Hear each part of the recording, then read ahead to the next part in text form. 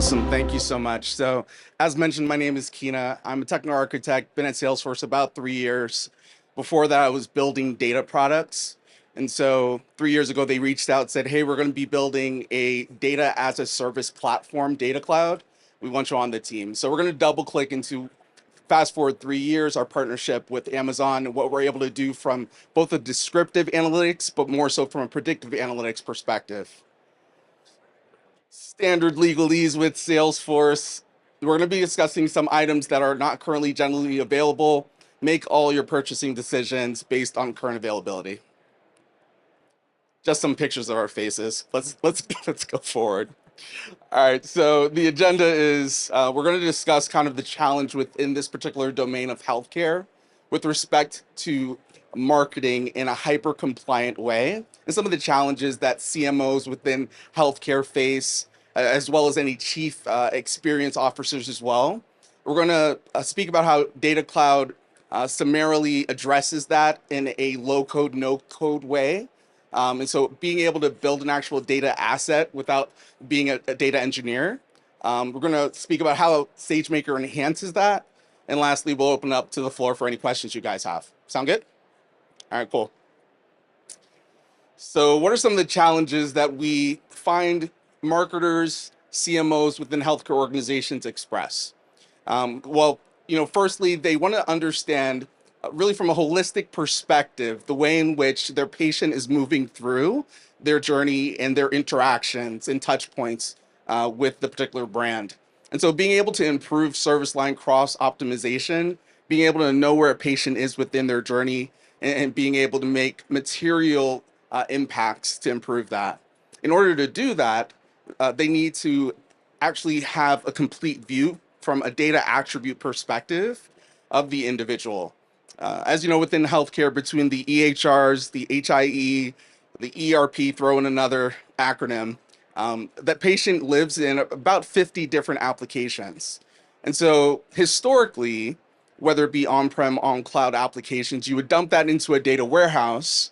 You would then create stored procs using tree logic, if then else, in order to create a composite key or be able to create a 360-degree view of the patient, and hopefully you would publish that to a data mart for analytics. That's the way we've done it historically. And frankly, it's just not working. And so that's part of the reason why about 4 years ago, Salesforce really went all in creating a data cloud product. Some of the other asks that we find within the industry is the ability to implement AI. And as I'm sure you've heard throughout this week, your AI strategy is only as good as your data strategy. And so how can we effectively implement that? But we have some real life customer stories where implementing a good data strategy coupled with a good marketing strategy has made material impacts in patient care. So in this scenario, we have Ascension Health, and they were able to automate a patient nudge story in order to close gaps in care. And these are just some of the numbers that they saw as a result of this particular campaign. So over 26% increase in annual wellness visit rates, up from 5.1, so almost a 6x return. They saw about a 27% conversion rate with respect to new PCP appointments. And lastly, about a 20% care gap closure for screenings and vaccinations. So we're seeing real positive health outcomes as a result of automating engagement within the patient journey. And really looking at both today and into the future, I'm pretty sure at each booth they have the word intelligence AI somewhere, stapled in the booth. And so with respect to the way in which we're able to integrate AI within the actual workflow to optimize the patient experience is something that's very relevant now for all healthcare providers. You couple that with new regulatory and compliant requirements. We think of the cookieless future reality that we're all going to be facing very soon, and the way in which we can still track or be able to understand how individuals are engaging with our brand on the web in a safe and secure way. It speaks to the need to get your hands around your first party data. and to be able to understand all of those touch points in an intelligent way. Andy Chang, he's the CMO at University of Chicago Medicine, and he was able to speak to some of the key needs that he sees CMOs needing within the healthcare domain. He mentioned the need to unlock insights in the moments that matter, as well as being able to drive more value and efficient growth in order to meet customer expectations. So how do we do that? That brings us to Salesforce Data Cloud. By show of hands, who here has heard of Salesforce Data Cloud? Okay, all right. If I were to ask you a year ago, I'm sure it would be like one person. So even though we've been working on the platform for about, I don't know, 3 years, I think it's finally gotten traction. And really, Data Cloud is our data engineering as a service platform. And so, as I mentioned, historically, you'd have to create the pipelines. You would have to either buy or build an MDM, and then you would have to reverse ETL it all back to the systems of operation. We do all of that. So really across 6 different data engineering domains, Data Cloud enables you to do that. And so you're able to ingest the data with our out-of-box connectors, our SDKs, our APIs, get the data in, transform it as necessary, get it to that high-quality semantic layer, and most important, you're able to orchestrate it with respect to activating it out to the systems that it needs to be in order to impact the patient in the moments that matter. And so I feel that that's part of the strength of the platform. Part of the reason why it's starting to get traction is because of the way to drive hyper actionability, really activating it. Because you can create a really beautiful data asset within your data warehouse that nobody has access to, so it doesn't matter. Being able to activate it is what's important. And so let's say that we've created this very rich, enriched data asset, but then we would like to not only understand kind of a descriptive way or a holistic view of the patient, but we want to understand what is their propensity for X so that it can inform their personalization journey. How do we do that? Well, that's where Amazon SageMaker comes in. My friend Ravi, he's going to double click into a real life scenario of being able to determine propensity for diabetic readmission and the way in which we're able to drive patient personalization based off of that. Just a couple of notes. So with respect to the connectors, a lot of companies will say to us, hey, we've already created a rich data asset. Why do we need Data Cloud?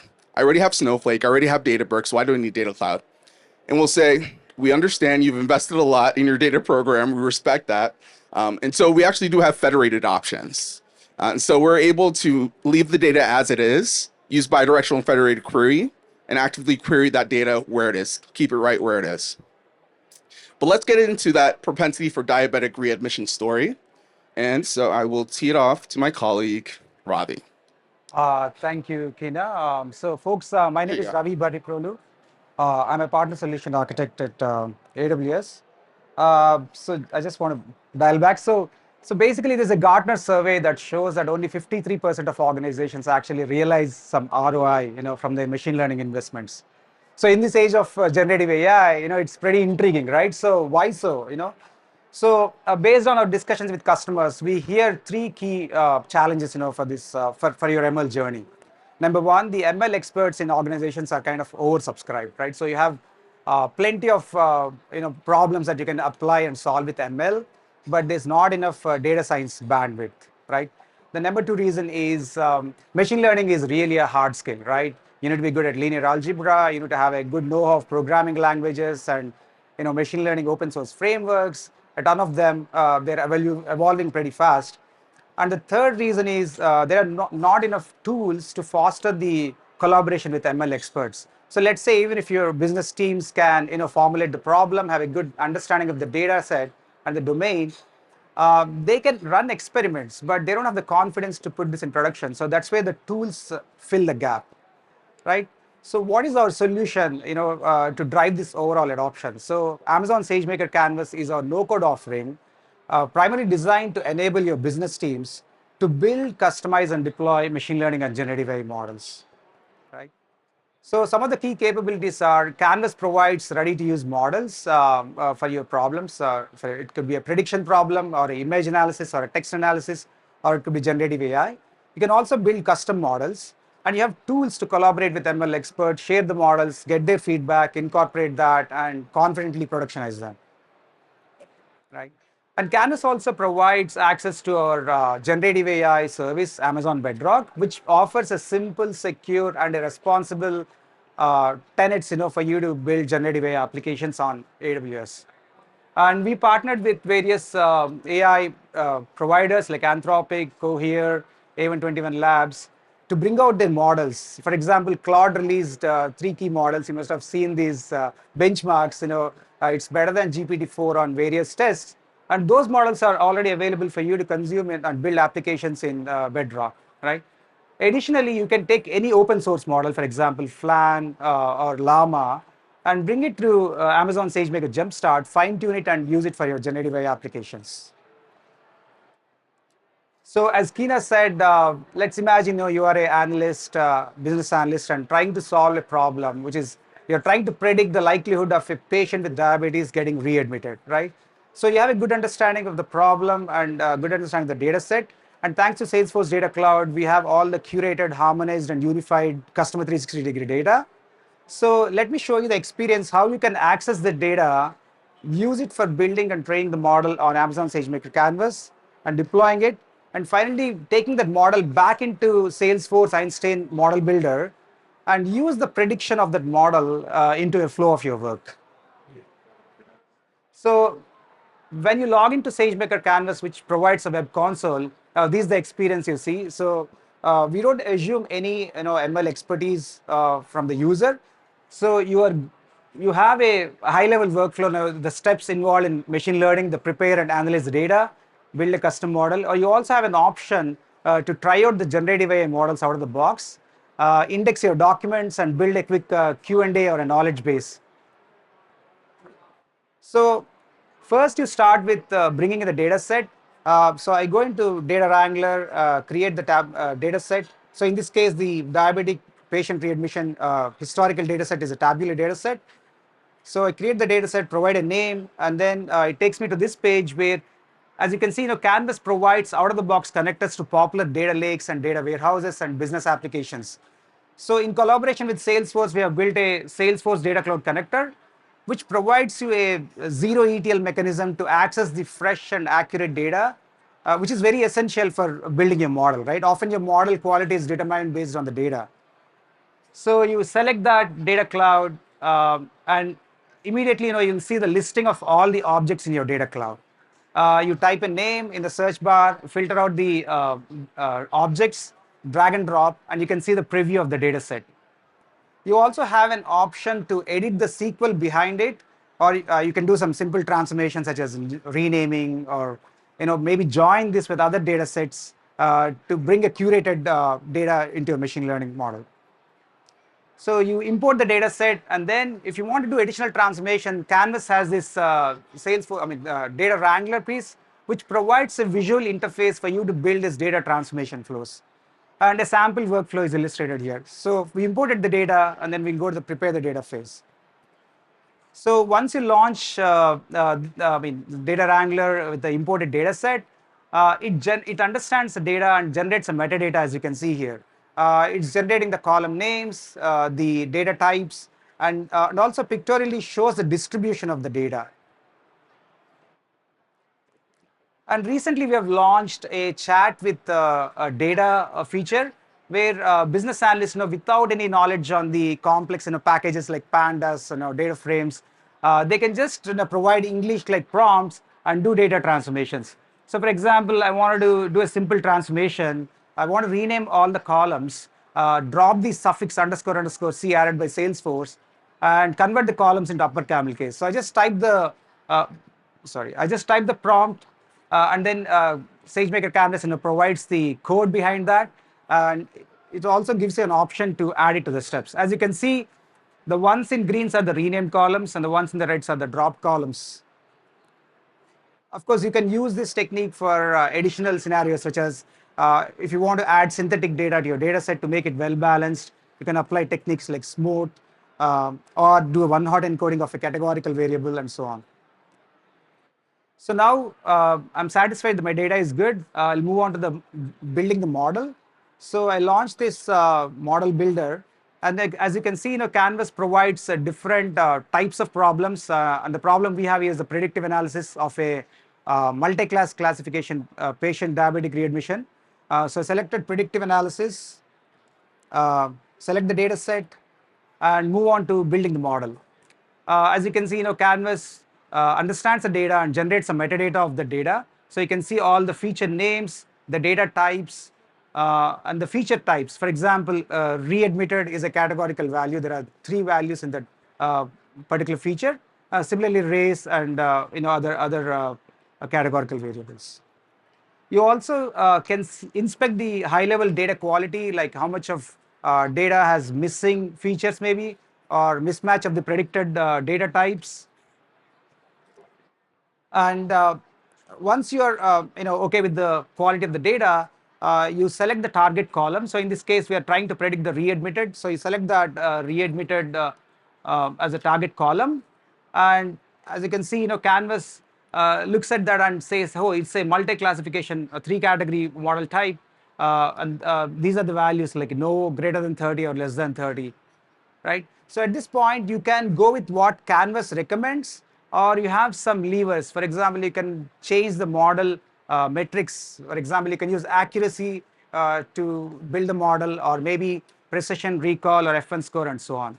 You also have an option to uh, use the suggested model out of the box, or maybe you have an option to change the model on the number of experiments and the hyperparameters you want to tune, right? So once you make that selection, we move on to the next step.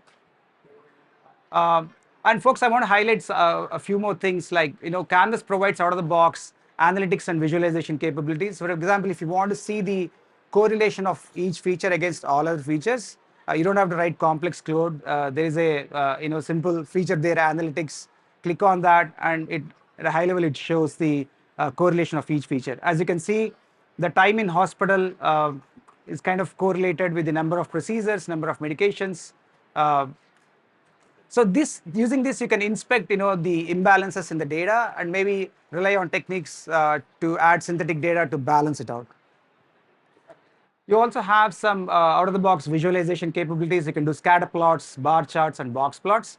So as a sample, I'm just plotting here the number of lab procedures and the readmitted relationship grouped by the demographic. So after that, you move on to building the model. And behind the scenes, what Canvas is doing is it's spinning up the infrastructure, taking your data set, running multiple experiments at scale, doing hyperparameter tuning, and kind of creating a model board, model leaderboard, and picks up the best performing model and surfaces that result here.